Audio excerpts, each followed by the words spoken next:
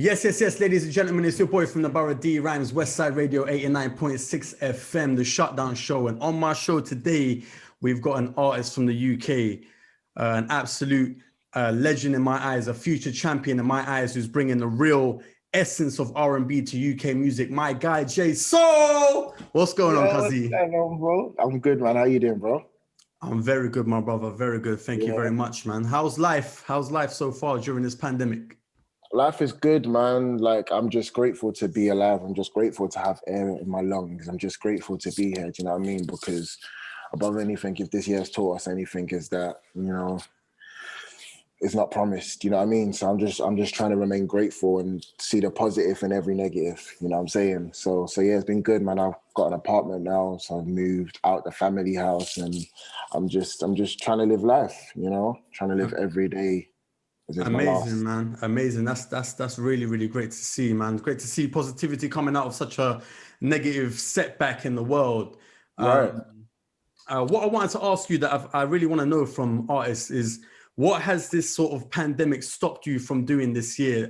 Apart from sort of like the obvious shows and stuff that we couldn't do, but what is it that you had planned that sort of fell through because of this pandemic? My EP, the release of my debut EP, Soul Searching, which is coming out soon.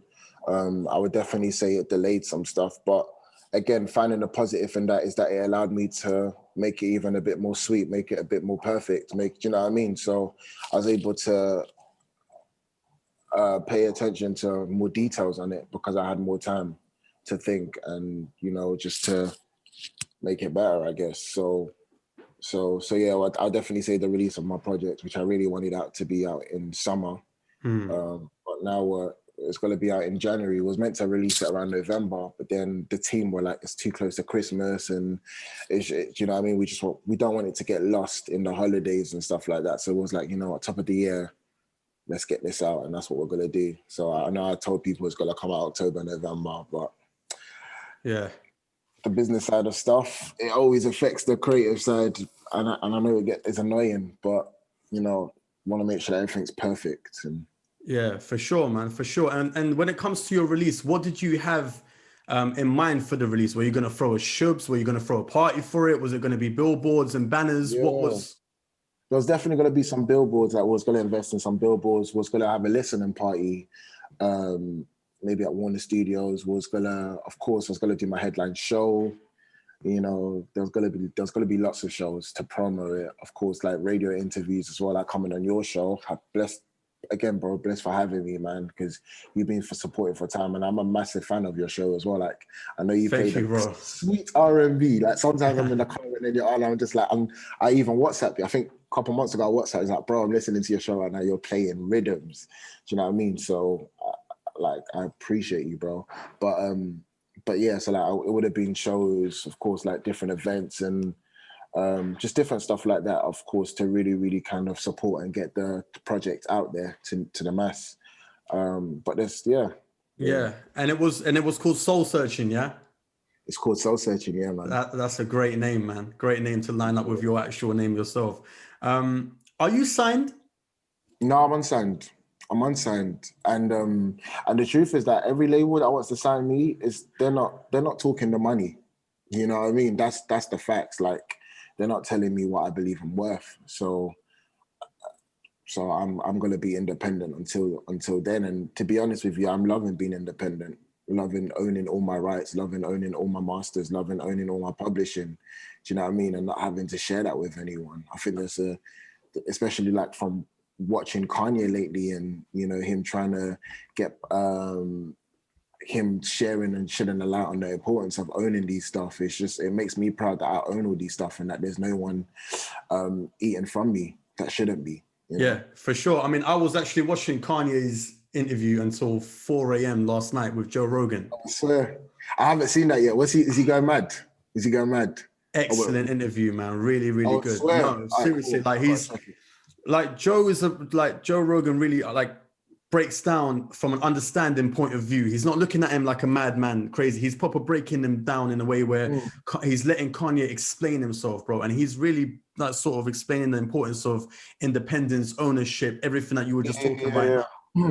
I've always understood Kanye, and I've been blessed to meet Kanye before, and I've always kind of seen myself in Kanye in the sense that, first of all, we both lost our mum, and also I feel like he's misunderstood a lot, and he's not the best in communicating his thoughts, and neither am I. I sometimes need people to fill the gaps with stuff that I say. So when he talks, sometimes I know, like, the face value, it sounds mad and it sounds like he's just got no clue and no sense. But I always kind of like, I look deeper in the words that he's saying and I make a different sense out of it.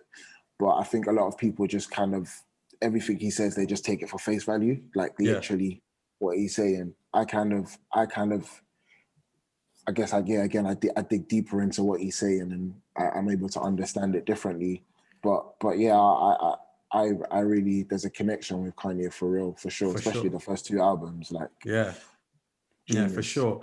To touch on the subject that you just brought up, if you don't mind, my brother, I know the loss of your mother that you just said now. How did that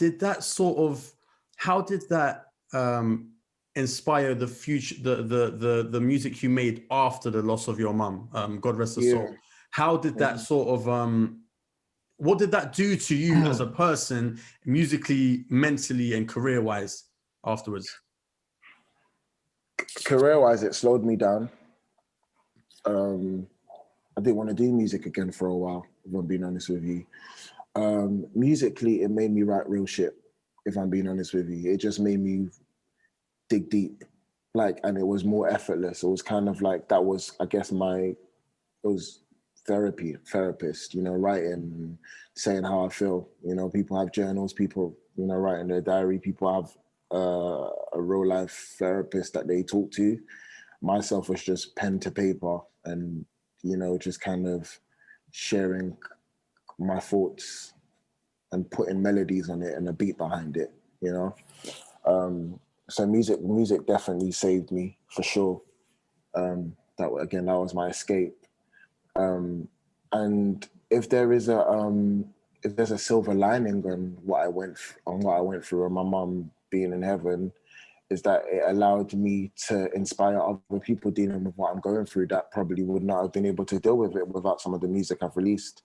You know, I get amazing messages every day, especially from my journey on XFactor, and, you know, singing my song, and even it just going viral, it just going viral a couple of weeks ago on TikTok. I was just like, out of nowhere, like, what the hell? It's mad.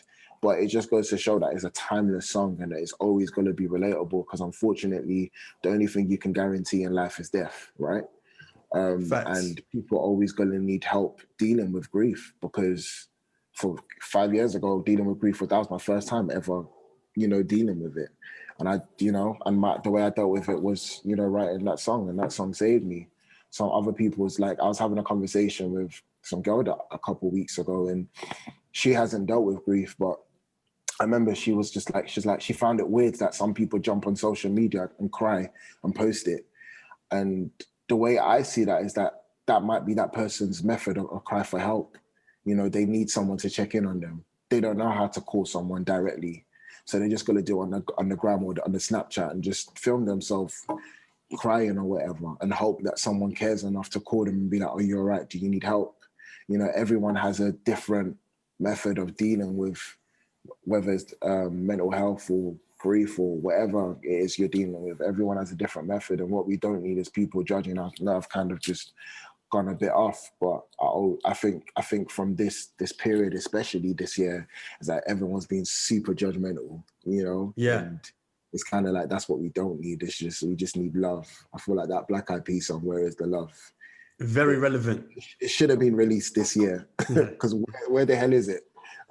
It's timeless, man. It's very relevant, man. Thank you very much for touching on that, man. And she's most definitely very proud of you, cuz trust me, as a lot of your fans and family and followers are. You mentioned XFactor. That's what I actually wanted to touch on next. That's such a nice little transition. Yeah, that show. Tell me about that journey right there, cuz. Yeah, the journey was, I don't remember a lot of it, to be honest with you. It was so quick. I remember someone hitting me up on Instagram, and then I ended up seeing the producers maybe the following week. And then but a day before my audition, they called me and they're like, we want you in tomorrow. And that tomorrow was my cousin's wedding. So I was like, no, I'm not missing my cousin's wedding because you guys want to see me. I can't guarantee anything with you guys. So I just had that mentality that, listen, if you guys really want me, then you'll find another day to have me. And they did. And then I auditioned. I remember auditioning and just like singing. I've never been so nervous to sing. Like till today is my worst vocal performance ever. I don't even watch it. I think it's horrible. But I think the most important thing about that performance was the emotions, was people being able to hear the lyrics and feel the pain. And I think that goes without saying, because a lot of times you can sound amazing, but you don't feel anything. You're like, wow, that sounds sick, but there is no emotion. You can't feel the pain. You can't, do you know what I mean? It doesn't actually do anything. It doesn't move you. And that performance was able to move millions of people. And I think that's the most important thing, that I was able to leave with people. And I just remember like closing my eyes, and then I opened my eyes, and the whole arena was on their feet. All the judges were on their feet. And I was just like, what? What's going on there? And backstage, everything changed. Like all the press wanted to interview me. Like it was just mad. Like that's all I really remember. And then obviously when it aired, I remember when it aired, my phone just froze. Like like my phone froze. Notifications, people calling, people that I don't even talk to anymore, like pagans that I don't even respect anymore, like trying to, be like, yo, trying to. It happens. It happens, man.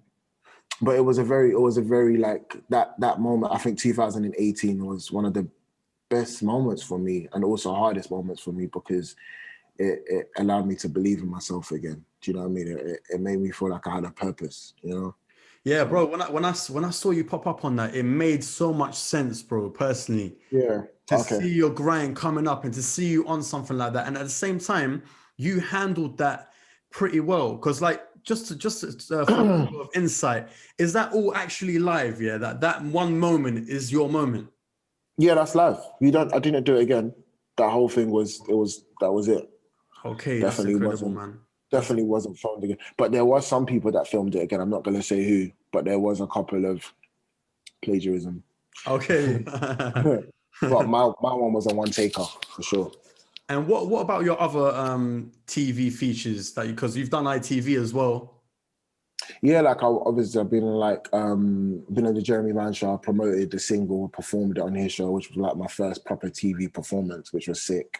I've done a lot of acting as well. Like I've guest appearance, made a guest appearance in a couple of TV shows and stuff, and that's something I've been working on a lot during lockdown as well. It's like just really holding my craft and training myself again, because my background is musical theatre. I got a scholarship to go to the Brit School, and that was where I trained. And during lockdown, I wanted to kind of keep learning, so I started learning the language, Portuguese. Tried to pick up the guitar again and just learn some more chords. And I was watching one of your interviews, but I have started mixing a lot of my songs again, which is cool. And yeah, just learning new skills, that has been really, really important for me. That's amazing, bro. And I also know that you dance as well, bro. Yeah, like you're the whole R&B package, bro. That's what I honestly love about what you do, because you are the R&B package. I got some shapes, bro. Yeah. So what came first, the singing or the dancing? The dancing actually came first. Yeah, and I made money through dancing before music. Yeah, that was always what I done. I danced for a couple of artists like growing up, which was cool. But I always knew I wanted to be a musician. But I guess I used the dancing to kind of be around the artists and different musicians. You know what I'm saying? Yeah, like a stepping stone. Yeah, for sure. So yeah. So yeah, it was dancing that came first. But it's funny because I rarely do it now, But I do want to go back into training and just kind of see if I can still hold it down in a class. Do you know what I mean? So the couple of videos that I've seen on your Instagram, in the sort of tunnel with you dancing, I think it was to Usher. Usher, was it an Usher throwback? Yeah. Usher tribute. Yeah, me and Kyle Letman from Fundamental. We done like because it was like 20 years of Usher 8701. and which is one of my favorite Usher albums. Usher's my favorite artist as well. So we done we paid homage to that, like some of our favorite tracks on that project. And there's a scene I think we done You Don't Have to Call, and then we just break into like a routine. It's sick. Yeah, it's sick. That's amazing. So is that a fresh video? We done like what, 6? It's like a medley of like 6 songs from that project. So like You Got It Bad, Can You Help Me, You Don't Have to Call, Twerk It Out, some other ones. But yeah, it's a proper video. My manager at the time shot it, and we done it in I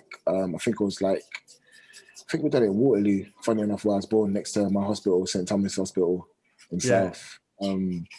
So yeah, that was sick, and a lot of like Usher's fans and those big fan pages, like they all shared it, and Usher liked the video as well. So that's amazing. That's great, man. That's great. What about the vibe abroad? I see you like to travel, bro, which is it's always a luxury. What do you enjoy about traveling? What have you experienced as an artist traveling? Have you met J-Soul fans abroad? Have you because I know when I've gone and shot music videos abroad, they just gravitate to the person that's from another country shooting videos and all that stuff. What is it like when you go abroad, being J-Soul? I mean, obviously some of them is going to be luxury some of them is going to be for pleasure, but you've gone for work. How has it felt for you? Sort of like what have you experienced? I love traveling for work, man. Like I mainly go to America. It's LA and Chicago, and whenever I go there, like the love is always like apparent. America shows me more love than the UK, if I'm being honest with you, and it's plain to see because if you look at my even view statistics and streams, majority of it literally is America's number 2. Brazil's number 1. Majority of my fan base is from Brazil, and I haven't been Brazil yet, so I can just imagine the love and embracement I will get when I go there.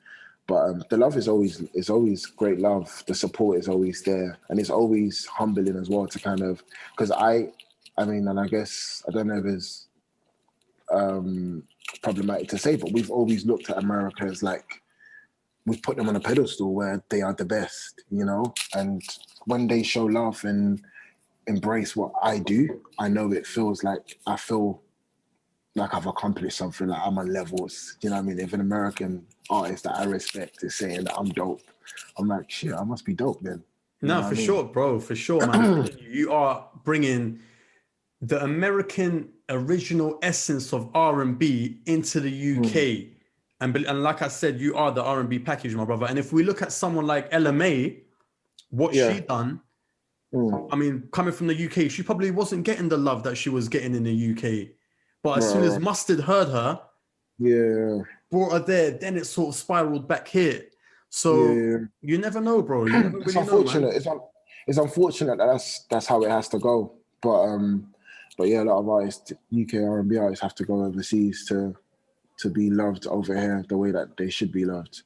But yeah, and also like even to touch on that, like I try to make a lot of my music. I try to make it still so you can hear the UK feel. Like the new single already, like I remember when I was recording that with my Sean, he was like, bro, like I want you to put your UK accent on your voice. Like, you know what I mean? And there's moments there where you can hear that I'm from a different place compared to my Sean. Do you know what I mean? Like I've really, like certain words, I really, really, really put my accent heavy on it. Do you know what I mean?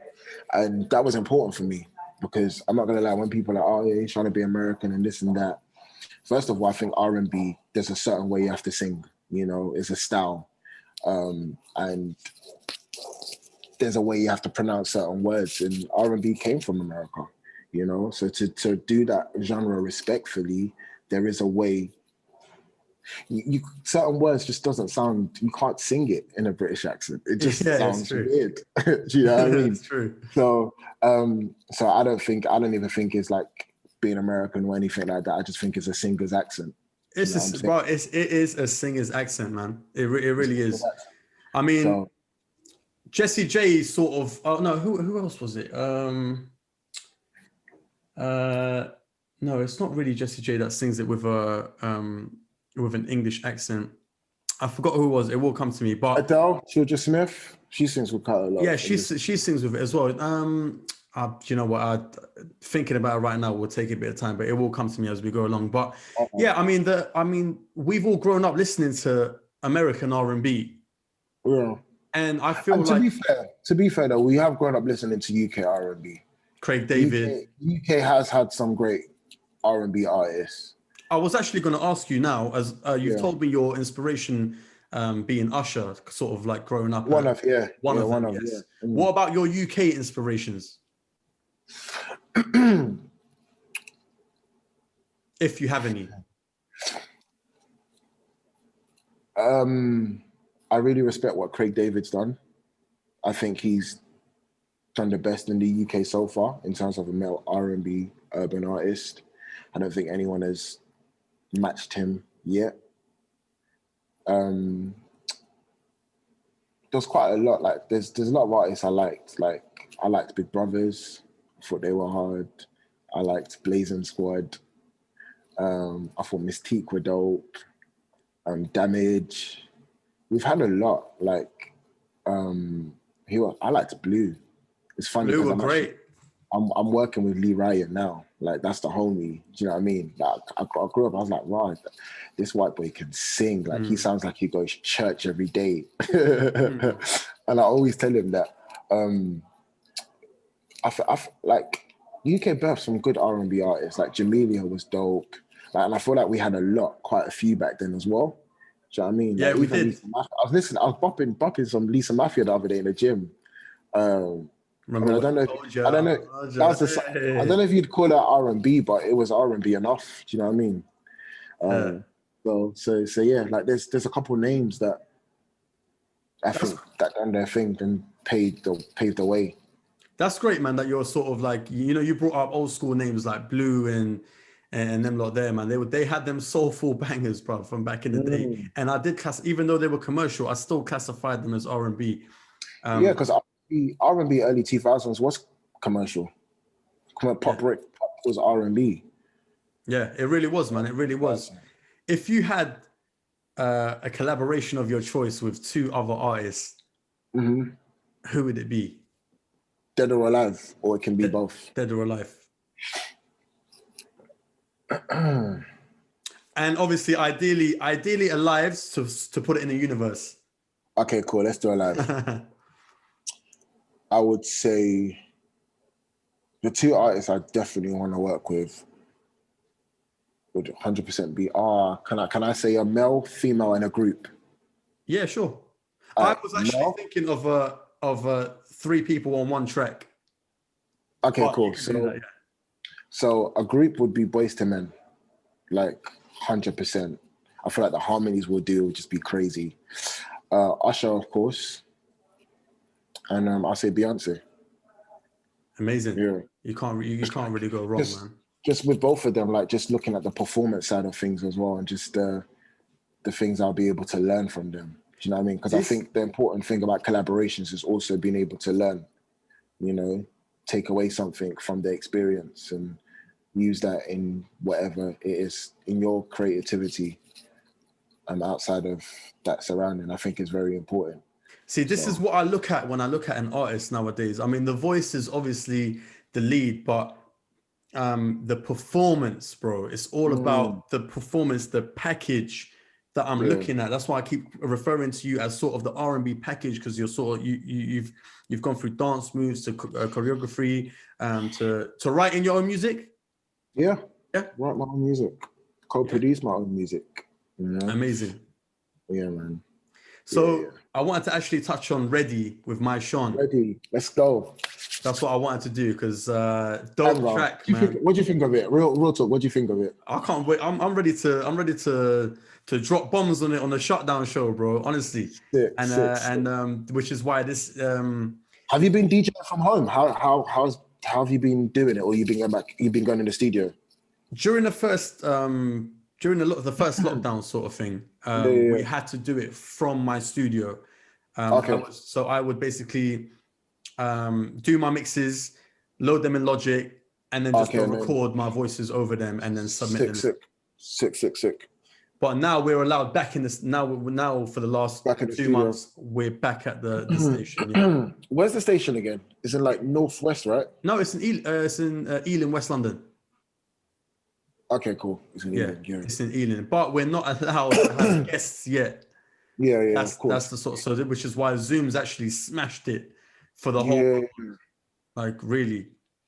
sick. But Ready, My Sean. Why Mm-hmm. did you choose My Sean? Did My Sean choose you? How did that collaboration happen? So, Kid Capri, the DJ, Kid Capri. Kid Capri, his son was in the UK, and someone linked us together. I think we went shisha, and then he was like, "Oh, so you're a musician? Yeah, man, that's dope, man. Let me hear some of your shit." And I was like, "Cool." I played him some stuff. He's like, "Hey, you dope?" And I was like, "Yeah, man, I'm gonna be in LA in a couple of months. It'll be good to connect, and maybe you can like introduce me to some people." And he was like, "Yeah." And a lot of times people don't stick to their word, But when I actually got to LA, I hit him up, and he was like, "Yeah, what you into tonight?" And we went Soho House. Then he introduced me to a few people over there. Then I was like, "Come to this after party." Then he was introducing me to people there, and he's like, "You know what? Do you want to do a performance?" And I was like, "Yeah, that'll be dope." He's like, "Cool, I'm gonna get you on the lineup tomorrow." And then he was like, "My Sean's on the lineup. Do you know of him?" I was like, "Yeah, man, like Into the Heights, like everyone watched him on BET and whatever, like." And then I performed, he performed, and after I was like, "Yo, bro, you're dope, man. Like, respect what you're doing, whatever." I think the next day we got in the studio, we recorded our first song, which is called Missing Pieces. I don't know if you've heard it. But we recorded that, and after then, he's been like that's one of my closest boys. Like that's fam. But like when I go to LA, I crash at his spot. Do you know what I mean? Like that's family. So when I went, I think last summer during the BET Awards, I came with a few ideas, and I was like, "Bro, these are a couple of ideas I've got." Missing Pieces, he produced it. We wrote it together. But this time around, I came with a couple of ideas, and I was like, "These are what I'm thinking." And the idea he fucked with the most was Ready, and so yeah, like we just started vibing on that. I already kind of had the chorus down, and then he wrote his verse. I rewrote my verse when I heard his verse, because I to be personally, if I'm being honest, yeah, my Sean scatters me. Like he's so like his verse is so hard, and I'm not even mad at that. Like he is hard. Do you know what I mean? Like his verse goes in. Like he's on one. But you know what? Yeah. Sorry to interrupt you, bro. It's like it's proper lovely hearing this. It's like, but I know from an artist's point of view, when you've got someone else that's killed it, and you know yourself, you're good. You've got a banging track. You're happy that you've got a fire verse on it. Like Yeah. Like I was just like, I was like, "Bro, do your thing, man. Do your thing." And he'd be like, "No, bro, the way your voice is on that, whatever." Like he'd be like, "You're hard and whatever." And I just gas him. Do you know what I mean? I'm like, "Bro, that is sick." Especially like the second half of his verse. He went off. He went off, and it's one of my favorite records. who produced it? Danny EB. He's from Mexico. He's like a Grammy, like he's got bare platinum records. And Big J from the UK done some post-production. Big J does a lot of my post-production, and he does a lot of stuff for like Bella and obviously myself, and he's done a couple of stuff for Correct and Conan and Notes actually. So, Okay. so yeah, Big J's on the come up for sure. But yeah, that's who produced it. Bro, look, man, I'm seeing what you're doing. You're going in, cuz God bless you, your career, you're shining. What are we expecting from you, as well as these amazing singles like Ready that I'm going to be supporting on my show? Thank you, bro. What are we expecting from you? I know your EP is going to be coming out. Yeah. At some point after. I'm literally going through. We just shot the artwork for the EP. Like before I jumped on the phone with you, I'm literally going through like pictures of which one, like trying to narrow down the one that I want to be the cover. Like it's nearly there. It's literally the music's all done. Like there's one more song that needs to get mixed and mastered. Everything's I was up till like 7 a.m. today because my boy Narek, he's mixing the project. He's in LA, so the time difference is always crazy. But I was up till early hours this morning just making it perfect, because it's just got to be perfect. You know what I mean? Especially if I've had this amount of extra time. There's not an excuse. You know what I mean? So I want to make it so that people really kind of get what they deserve. But yeah. Are you, so let's just say, I mean, God forbid, we don't know, we're in the unknown right now, bro. We don't know what's happening. So let's just say there is going to be COVID and we're still going to be sort of up, down, lockdown in 2021. Are you just going to say, this is it, I need to release it?